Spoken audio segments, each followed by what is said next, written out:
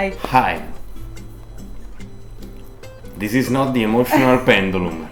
This is a bonus track. Yes. Called whatever it is written down here. If you can read it, you can say it. Yes, we still don't know the title, we still don't know 100% how to call it yet, but this is a bonus episodium of the Pendulo. No, a bonus episode where we will be discussing three things each. Yeah. And then you continue. 3 things each that we liked a lot in the past few months. Yes. That someone else made. Yes. So it's like something we saw, we read, we witnessed, we played with, anything. You decide.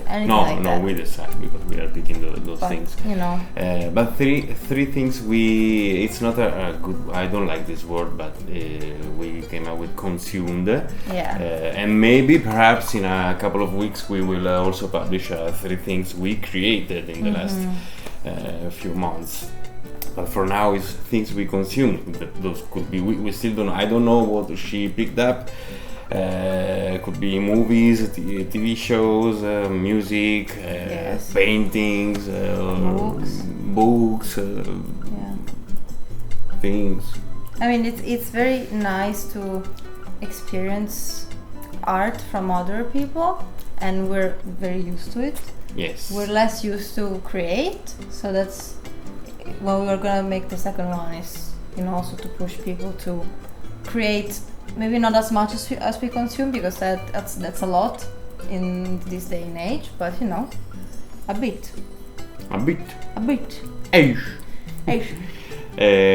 right. Let's begin. Who's gonna start? I don't know. By the way, this is. Can I? Or are you going to talk about it during the video, or no, can I say it now? But you see this tent, she made it. Like we bought the tent and she adapted it for the window. Okay? You see this tent that is not actually covering the window because it's too long. It's perfect. It's giving movement and dynamic to the house, to the room. It's a hippie. It's tent. A hippie tent also. It's curtain. Sorry. Yeah, in Italian we would say tenda. So it's a curtain. You understood. You saw this. You knew it wasn't a tent. You knew what we want to say. Yes, but still it's freaking hot. So you're gonna see. Our brains is a bit are fried. Are what? Our brains are fried. They are indeed. Okay. Who would like to start? Would you like to start? Would I like to start? I can start. So do. We can do. So spoiler. I have 2 books and something else that is like we can start with a book and then we get to something else and then we finish with a book. Let's go. To make it a sandwich. Yes. So my like first the sandwich book, we ate before. My God, this man made us a sandwich. That was literally insane. Literally, it was moving and flying around. I was coming home and I told him I'm so hungry, and he was like, already preparing. I was actually already. I got it from your answer, and my message that I was hungry. Anyway. Bye. So my. Oh right. Yeah. So one of my favorite things that I decided to bring to this video is The Wall by Marlen Haushofer. This is special to me for many reasons. First of all, I really liked it. It was a dystopian book written by a woman from 1963, and that's already cool because I didn't really read anything that old. I mean, it's not super old, but and I feel like we usually think of science fiction and dystopian things as more of a male situation, genre or whatever, but also with Marlen and with Ursula Le Guin. Yeah. I don't know how to pronounce her surname. I don't know where she's from. Yeah, actually. But even if I knew, I think she's American, probably. But so I'm realizing and I'm experiencing sci-fi and dystopian genre in a more like woman Like perspective. Tender is the Flesh. Like Tender is the Flesh. It wasn't too. from a woman perspective, but But she wrote it, so that's a one perspective. Yeah. Anyway, so and also this is special to me because this is and was our first book for the book club that we have. That we didn't mention created. it, I think, that we started in the episodes of the podcast. Yeah, maybe not. So we created this book club and it was very nice, I think, the way we did it and the way we found people. And we had our first meeting in July. Yes. And we all read this book and I loved it. I think it was a journey because it goes beyond your expectations. You're thinking that this is gonna be something maybe adventurous and mysterious, and it is, but in a different way than you thought. And it's very contemplative and it's very slow and reflective, and all of this I really much enjoy. So I cried a couple of times reading it, and I just think it's like a classic and it's not really talked about enough, so I really recommend it. Yeah, it was very intense, an intense book. Yeah. There's also a movie we haven't watched, but I would strongly recommend going with the book. Yeah. Yes, it's also easygoing somehow. Like it's intense, but the lexicon, the choice of the words of choice are easy and comprehensible. So read it and let me know. Nice. Thank you. So 2 books and one other thing you said. Yeah. Okay. Now it's the time for the time of my life. Yes. Mine is my first one are 2 movies, which is Godzilla. Okay. I found out recently. I mean, I know what Godzilla is. I knew what Godzilla was, and Fried Brain, but I've never watched a single movie. I like monsters. For some reason, I couldn't enjoy monster movies, monster series, or whatever. I always found, maybe I haven't seen the right ones, but I always found King Kong ridiculous, but also years and years ago, I couldn't appreciate many things.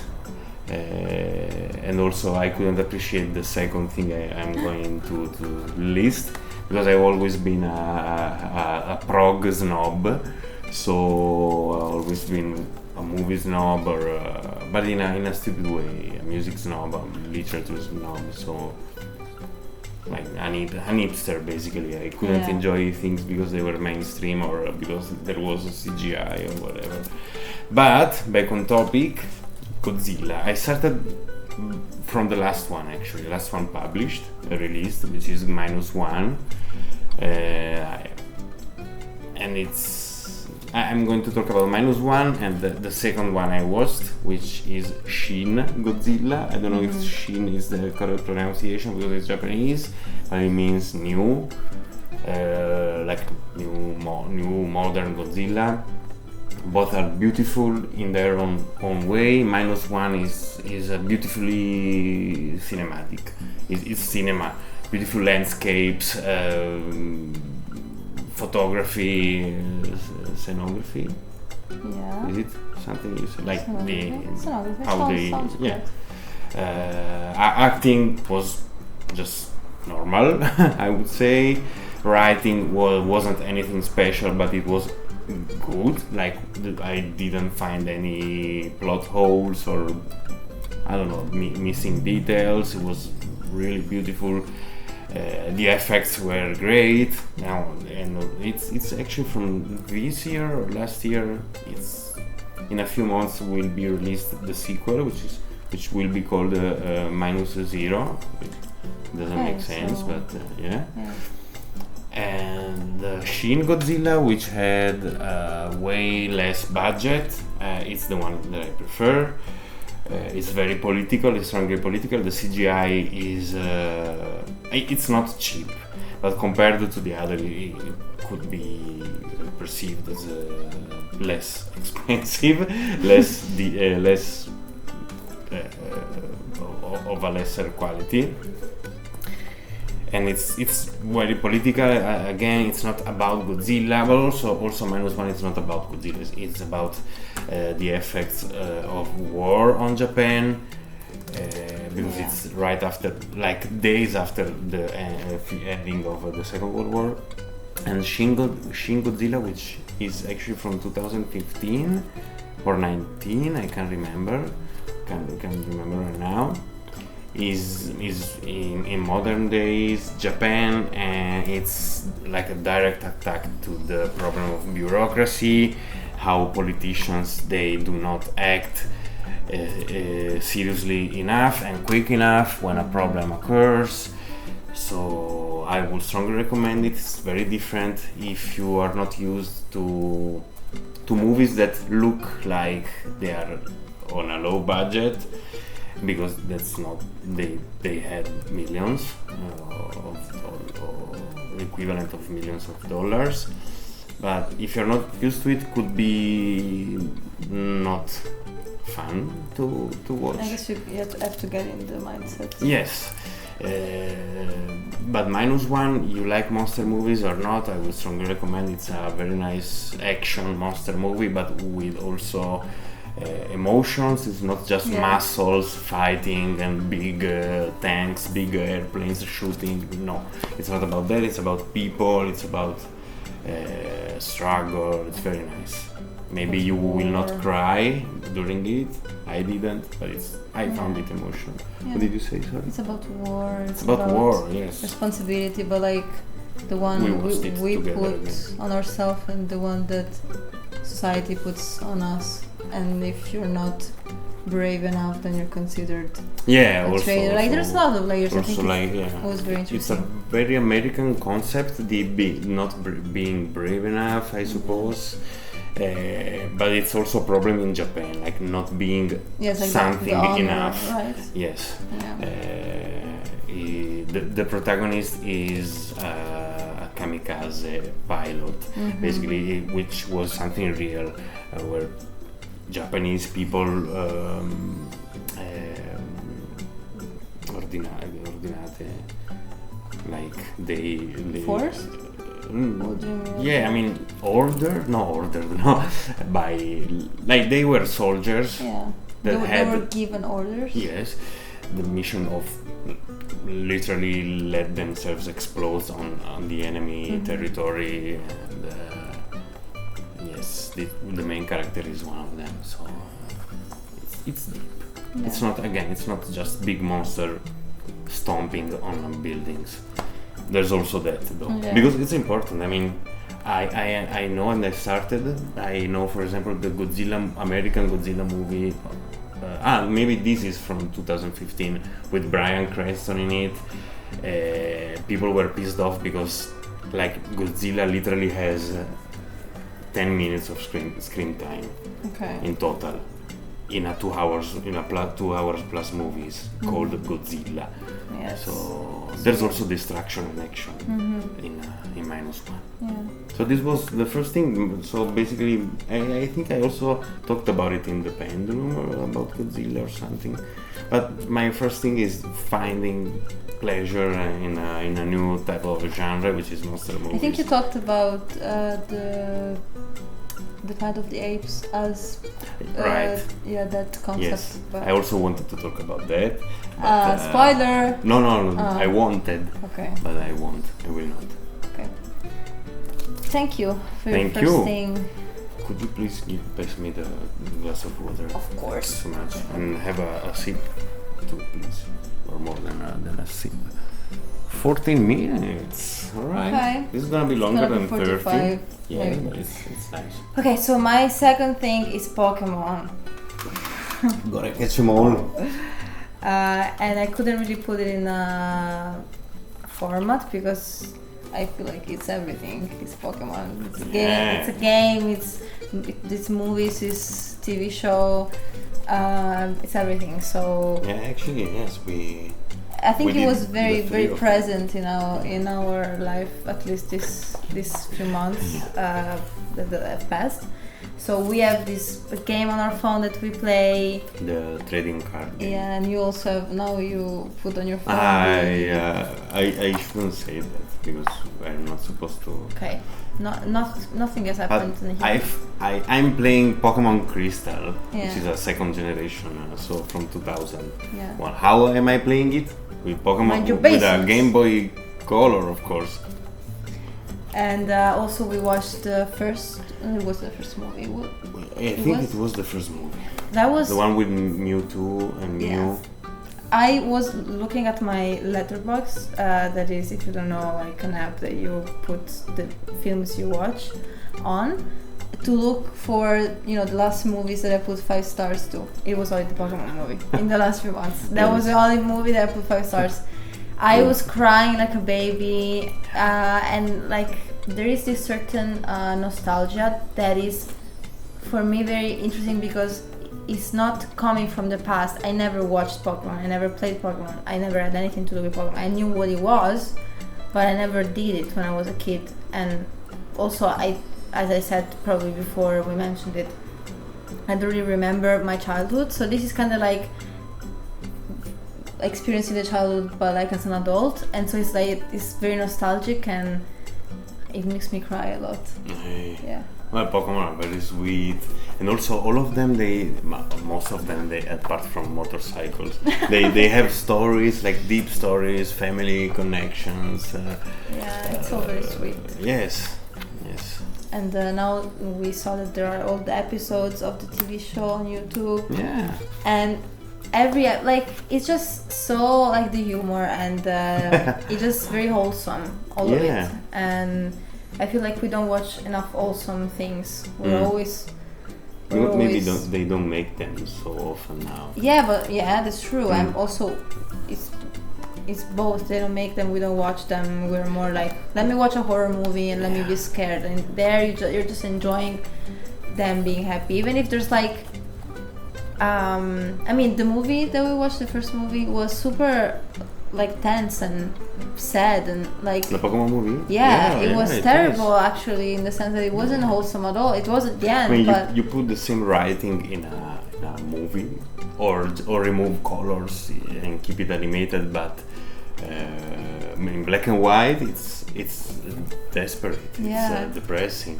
Yeah, so I think it's really good, and I'm excited to know more. And every time I find myself knowing information, like facts about Pokemon, like the name of a Pokemon that now I'm learning, I'm like, look at me knowing that Pokemon, who that is. I know information about it.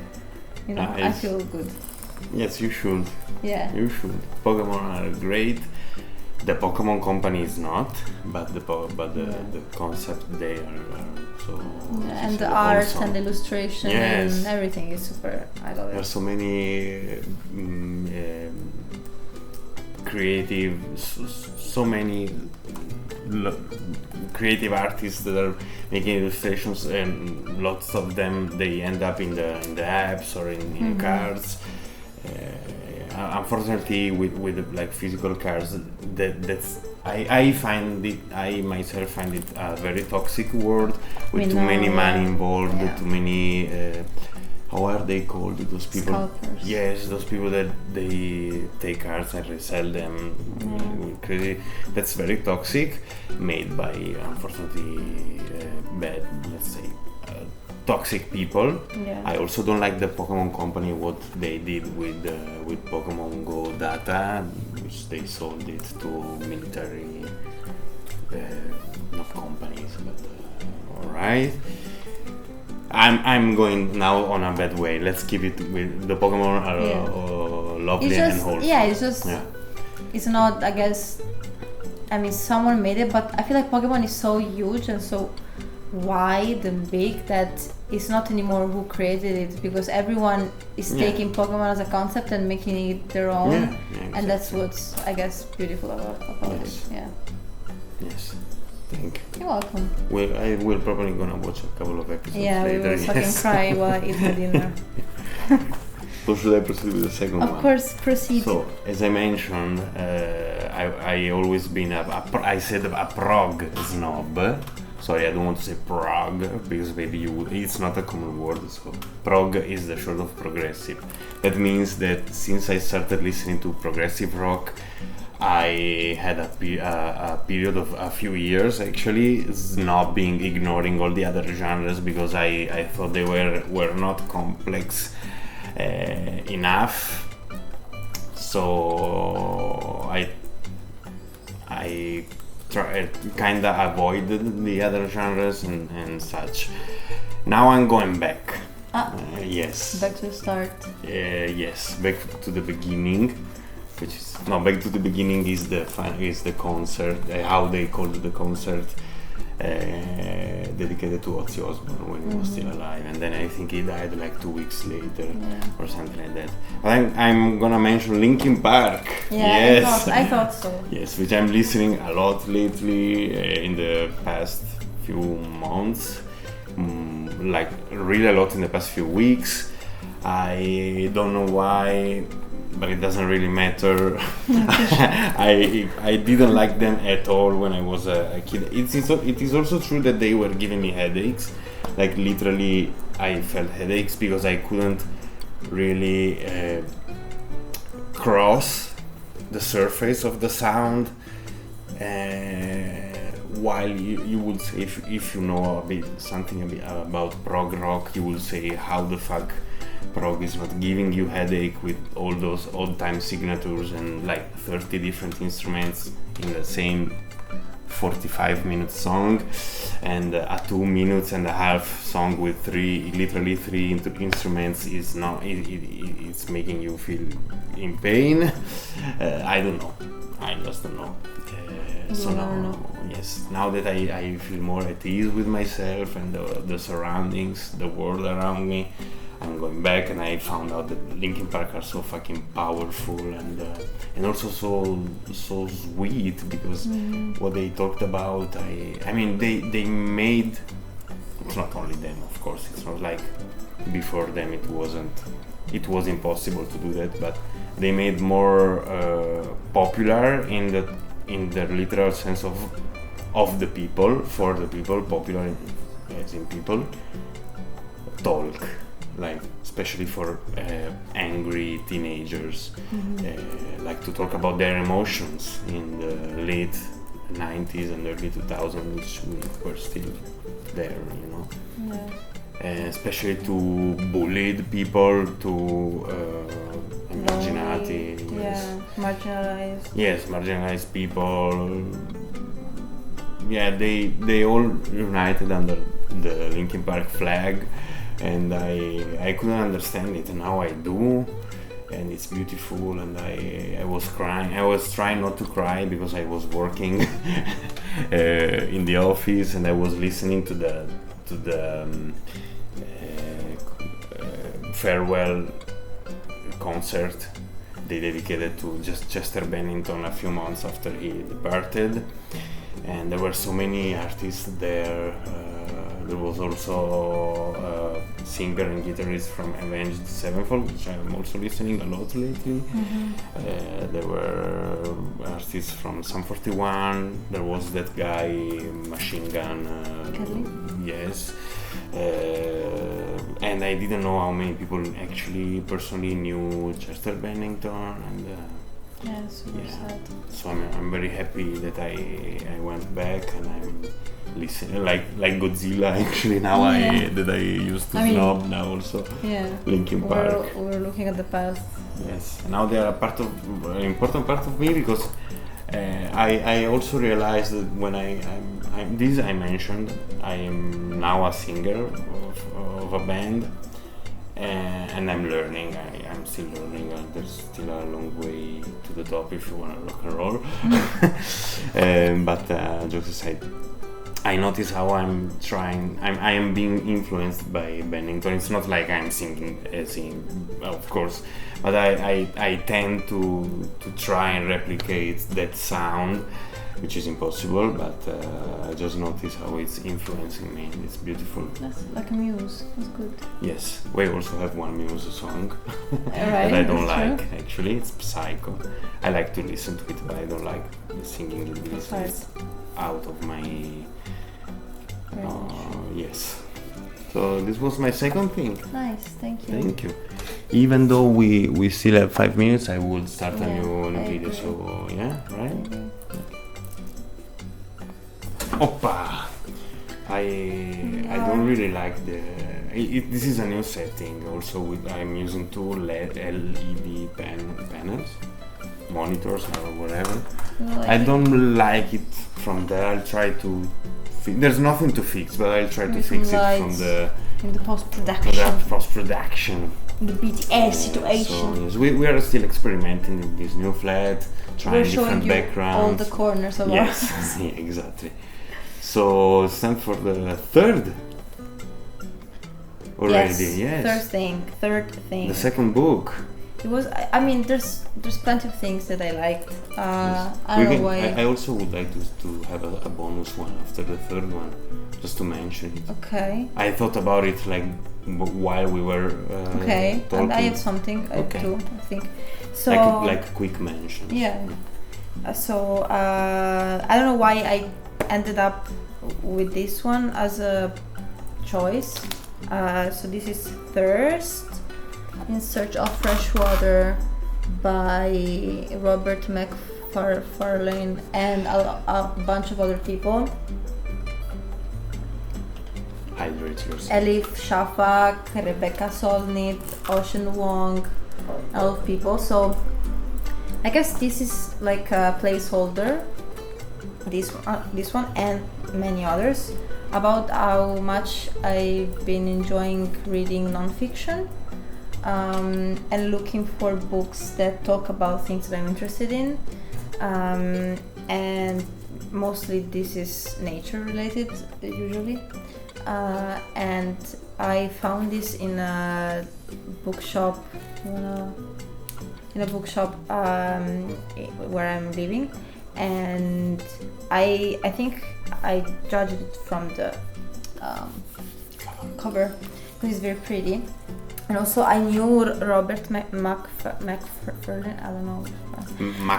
Macfarlane, because I think he wrote a bunch of books about water and about nature in general and animals and stuff. So I was interested, and I like it because it's like a collection of short stories or articles or poems all related to water. And so there's all these authors that have a personal experience with water, or they studied it, or they researched it and they wrote something about it. And I liked it a lot because it was just interesting to experience like so many different voices together. And also very informative, because there's a bunch of stuff about water and how, of course, we're ruining it with pollution and climate change. Of course, we cannot forget about it. So yeah, I think it's very interesting. I feel like we all forget about water a lot. I don't know why. We're always like, let's talk about. Maybe now that with the AI we are talking about it. Yeah, a that's bit true. more. That's true. So I think it's a current topic now, and I think it's very interesting. So. This was unexpected. It's not. I mean, I everything think you would was. like it. Maybe yes. I think I will read it also. Yeah. I saw you were you highlighted underlined interesting sentences. Yeah. Yes. It's not that I thought you wouldn't give it much importance. It's just that I didn't think, because we haven't talked about it a lot. So it was a pleasant surprise. So the third and almost last one. Okay. I know. Okay, yes, it's a pair. It's a pair of one video game and one artist. Actually a band of artists. and the video game would be Death Stranding, and the artist would be Low Roar, which made most of the. It's not true that they didn't make the sound. They didn't make the soundtrack, but their music was used in the video game. It's a video game by Hideo Kojima from 2020, actually. No, 2019, if I remember, like 1 month before COVID erupted. So maybe early 2020, doesn't matter. By Hideo Kojima and Kojima Productions, that I actually played in 2020. And I only installed it recently and played like 20 minutes of it. So I'm kind of cheating here because I haven't really played it, but it's coming back strongly in my memories. It's my favorite video game of all time, and I think the only video game that actually influenced me a lot, because for me video games were always a way of self-entertainment, and that's it. Not that I didn't like video games. There are video games where I also cried, but they never, or at least not consciously, at least I think they never influenced my way of thinking, while Death Stranding did. It kinda changed, influenced again my perspective on the world, on the environment, on people, on technology, on connections and growth and death and Al-Dila, not heaven, because heaven is afterlife. Thank you. Afterlife. It's beautiful. I felt so many emotions while playing it. Many people, they call it the walking simulator, because you literally have to walk carrying packages between one building and the other. This is the whole game, but the story is so rich, it's so cinematic. I don't know if you know it. You could watch some gameplay on YouTube. It's so beautiful. It's the first time. It's the first time I saw video games as a form of art, like truly art. I always appreciated them. I always recognized the genius of the video game creation, development, distribution, and whatever. But this is the first time I really saw it as something I always thought, subconsciously or unconsciously, I don't know, I still don't know the difference, that we can go on without video games and our world will not change much. Maybe for the better. Okay. I am kind of boomer, even though I played so many video games for so many wasted years of my life. But with Death Stranding is the first time that I doubted it. I thought, first and maybe even only time so far, even without maybe, that I thought this is also art, and I didn't understand it for so much. Now I understand this, and it's beautiful. Yeah. We could argue. We could also argue that we can live without paintings, without music. I guess it's very personal. It is very personal, yes. And the standing was very personal. So I miss it, and I found out that I can still play it, because since I installed Linux a few months ago, I didn't actually think it could still run such a heavy video game, but it can, and I'm glad about it. I don't think I'm gonna play it, because nowadays now if I open a video game after 20 minutes I'm done, I'm tired, I'm bored. Also you would catch fire because it would be so hot. Yeah, right now, yes, it is. So, this was my third thing. And you didn't talk about Low Roar.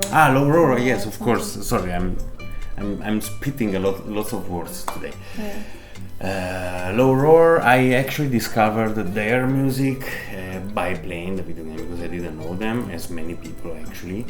It's a band from the late. This is what you say when someone is dead, not the late. And Ryan something, which was an American artist that moved to Iceland and also had a citizenship there. So the other musicians should be Icelandic. And I don't know how to describe them. Their music is so profound, so deep. And sweet and very, very, very deeply sad, but in a way that it's like heart-warming somehow. I don't know. I would describe them low roar as what, like going in. I don't know, losing yourself in the darkness and the low roar's music will be the soundtrack of your own depression. And being it wouldn't make you feel that alone. Okay. Because there is low roar. Yeah. I strongly recommend to listen to their music. Just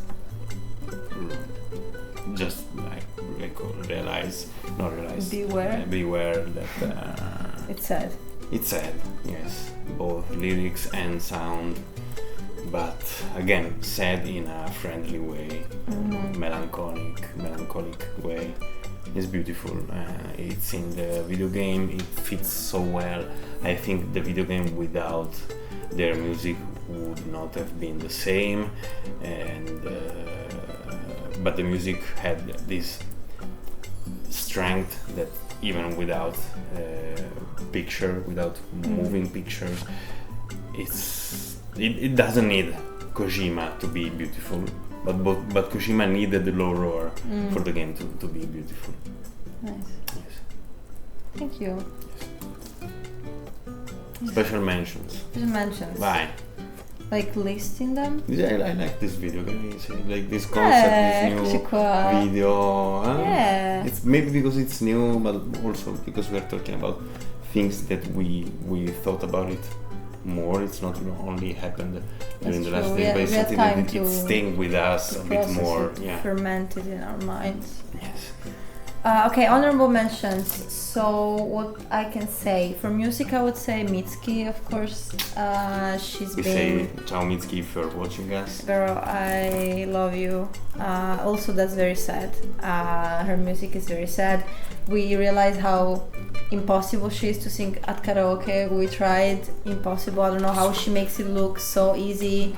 Her music is so beautiful to listen to, so hard to sing, so sad to understand the lyrics. And it's like it has this like powerful, grungy, like edginess to it, but it's also very sweet at the same time. So I've been listening to her a lot, and I love her. You also went to I also went to a concert. Yeah, of her. I may. So yes. Also for movies, I would say I'm gonna say the combo Obsession and Backrooms as two horror movies that came out close together. I am a very big fan of horror movies.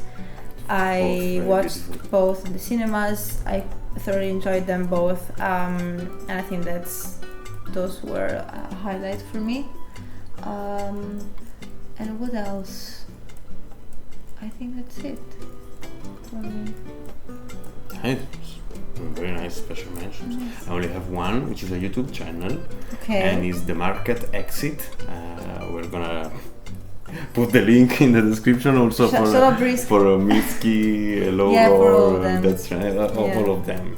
Yes, we'll take care of it. It's a YouTube channel of is a person, but it clearly has a team of people working on making these video essays about everything, about not everything, but the things that are really influencing the most how the world is going right now. I started to understand better from the modern world, from the current state of the world, also because of this person. and it's also I think I ever watched Swedish, should be Swedish or Scandinavian. Have you ever watched a video You? by this? I send them, but they're long, so maybe that's why. I don't remember. Every time there's a new one, I'm always sending it. Okay. Yes. So he also did a one about veganism. Okay, so maybe watch that Yes. probably. Yes. So yeah, the market exit. Nice. Special mention. Also, sorry, because you talked Bye. about veganism, I remember another special Bye. mention that we both read while we were in Oslo. Read. It's an Italian book actually that is called Vegan Antispecista.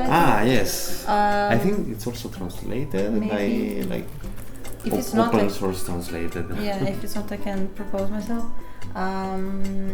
It was just like a very small book about what it is like to be vegan, and especially for the animals, and the struggles that vegan people are facing, and how, I don't know, like how to talk about it, or I don't know. It was just like a very small book that made me feel very seen, and I would recommend it to everyone, both vegan and non-vegan.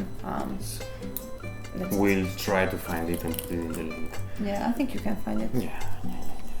That's it. It was from last year though. So many Yeah. months has passed since we went to Norway. That's true.